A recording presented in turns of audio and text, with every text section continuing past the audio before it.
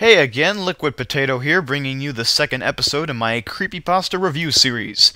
Today, we are reviewing one that is much longer than my last one, so bear with me. So without further ado, let's jump into it. Here we go. So the story begins with our protagonist, who calls himself Nicholas, hail Santa, who is going to tell us about his day. Wait, is this Tumblr or the Creepypasta wiki? I'm not sure right now, but I have hope in this pasta. For now, anyways. So I hope it clears itself up.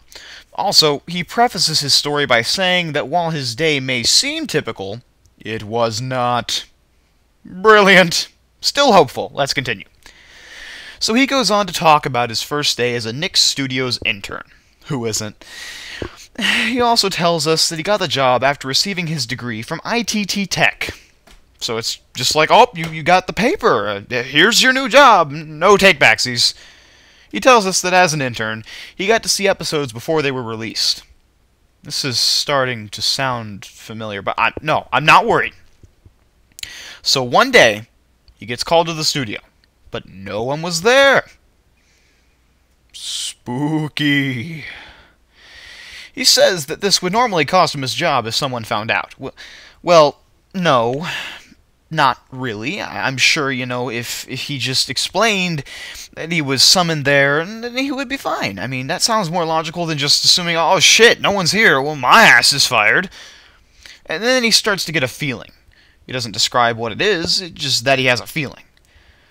So he walks in, and the door slams behind him. He just puts it off as a joke by the editors. So then he tries to open the door, but it doesn't budge. He then tells us that some force stronger than the strongest man was behind that door. So, like Wolfgang? Or Superglue? Or both? Not really liking the protagonist's reasoning here. At first it's just like, oh, it's just a prank, but then it's like, oh no, I can't open the door, it must be the Satan. So after protagonist calms his tits, he notices a blank disc in the tray of a computer. He nearly has a damned heart attack when he's trying to put the disc in, and then the episode starts. He immediately notes that the title card is all gothic and macabre and shit. What, like they never pulled that before? It's called variety. Editors try to make their shows at least slightly interesting for the viewers, right? No? Damn, starting to lose hope in this pasta. The words on the screen then told him he shouldn't have come here, and then the text melts down the screen. Like blood, as Nick describes it. Great. I'm losing even more hope in this pasta.